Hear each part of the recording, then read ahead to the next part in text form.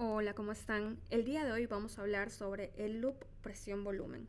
Tienes que tener en cuenta que cuando te hablen de esto se refieren a los eventos que ocurren dentro del ventrículo izquierdo, ¿sí? Sean estos de presión y de volumen. Ahora, recordemos que esto es lo que ocurre en el ciclo cardíaco y el ciclo cardíaco se refiere a un latido cardíaco, ¿sí? Un latido cardíaco. Este latido cardíaco va a estar compuesto a su vez por una sístole y una diástole. La sístole cardíaca es el periodo de contracción y de eyección, ¿sí? Entonces es contracción y eyección.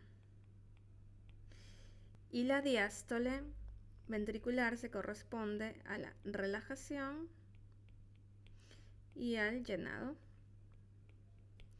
Entonces, cuando te hablan de loop presión-volumen, lo que vamos a ver son estos eventos reflejados en un loop. Entonces, vámonos al gráfico para poder entenderlo.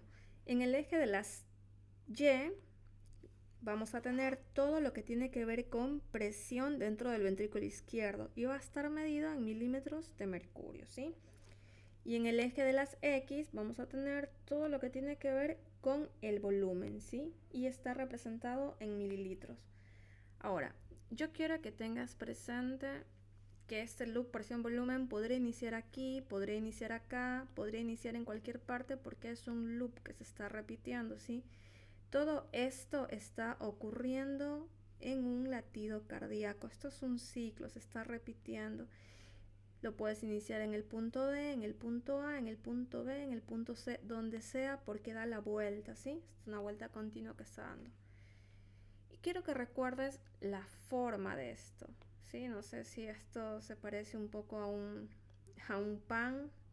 Entonces, esta forma es necesaria que la recuerdes para lo que vamos a ver.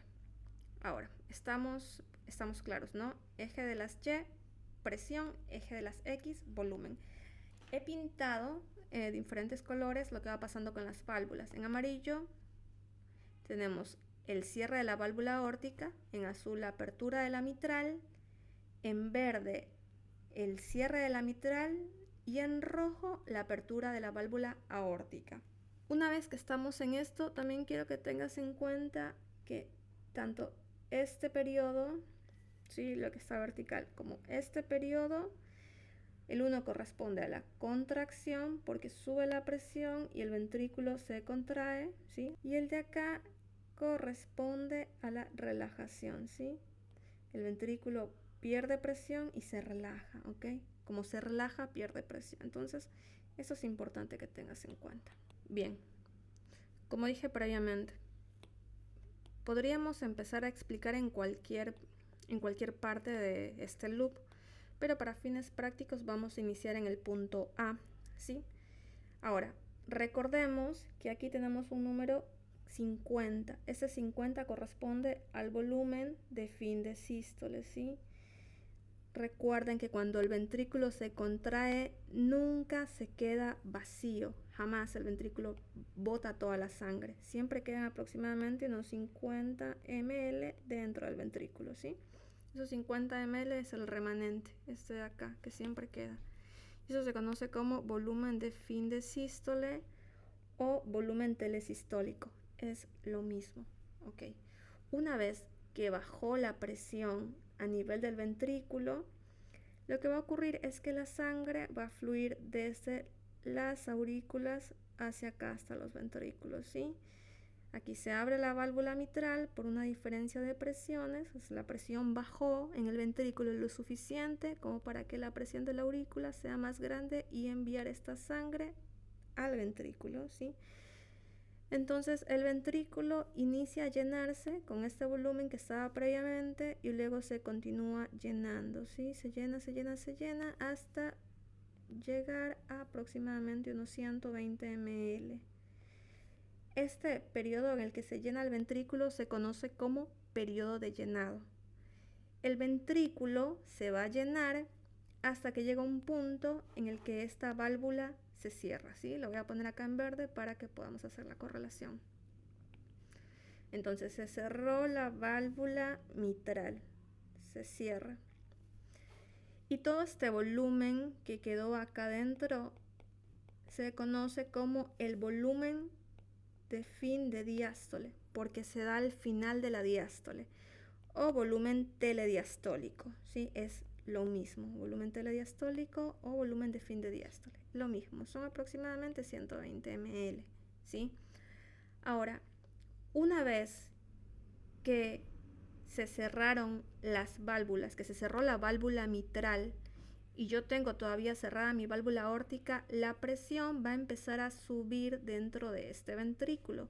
Si recuerdan el video anterior de ciclo cardíaco, yo les había comentado que presión es igual a fuerza sobre superficie. Acá, en este ventrículo, yo lo que estoy haciendo es aumentando la fuerza que en este caso está dando por la sangre que está ocupando esta cavidad. Perdón, que en este caso está dada por la sangre que está ocupando esta cavidad. Entonces la presión va a empezar a subir en un periodo conocido como contracción isovolúmica, ¿sí?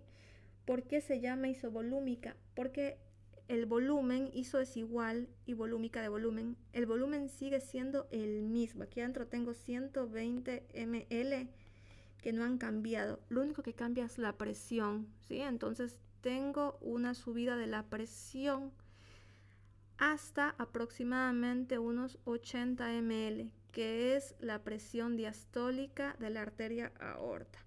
Una vez que el ventrículo le gana a la presión a nivel de la aorta, se abre la valva, ¿sí? Entonces la valva se abre porque se alcanza la presión. Entonces una vez que yo abro esta valva, vámonos al gráfico de acá, se da el periodo de eyección, ¿sí? Entonces yo logré vencerle a la presión a nivel de la aorta y abro la valva, ¿sí? Acá vamos a ponerlo en rojo. Abro la valva y eyecto la sangre, ¿sí? Eyecto la sangre hacia la aorta. ¿Cuánto eyecto? Aproximadamente 70 ml. Y estos 70 ml que se eyectan se conoce como volumen sistólico, ¿sí? Son 70 ml. Entonces nos vamos acá al periodo de eyección, en el que yo paso de tener 120 ml aquí, boto la sangre a la aorta y me quedo con 50 ml, que es el remanente. Que estos 50 ml siempre quedan en el ventrículo al final de la sístole. Por eso este volumen se conoce como volumen de fin de sístole, que sí, son esos 50 ml, porque es al final de la sístole, ¿sí? Entonces, una vez que yo llegué al punto D, la válvula aórtica se va a cerrar, ¿sí? Entonces yo acá tengo en amarillo el cierre de la válvula aórtica. Se empieza a agrandar la cavidad, voy ganando superficie, se va relajando, se relaja, se va agrandando la cavidad, va disminuyendo la fuerza y esto hace que disminuya la presión. Entonces la presión baja desde este punto D hasta este punto A, ¿sí? Una vez que llega a este punto A, la presión es mucho más baja que la de las aurículas. En este punto, las aurículas logran vencer la presión del ventrículo izquierdo, abrir la válvula mitral y empezar a llenar de sangre el ventrículo izquierdo. De esta manera se repite nuevamente el ciclo. ¿Qué quiero decir con esto entonces? Lo que yo quiero decir es que este periodo de relajación y llenado es la diástole y este otro periodo de contracción y eyección es la sístole, ¿sí?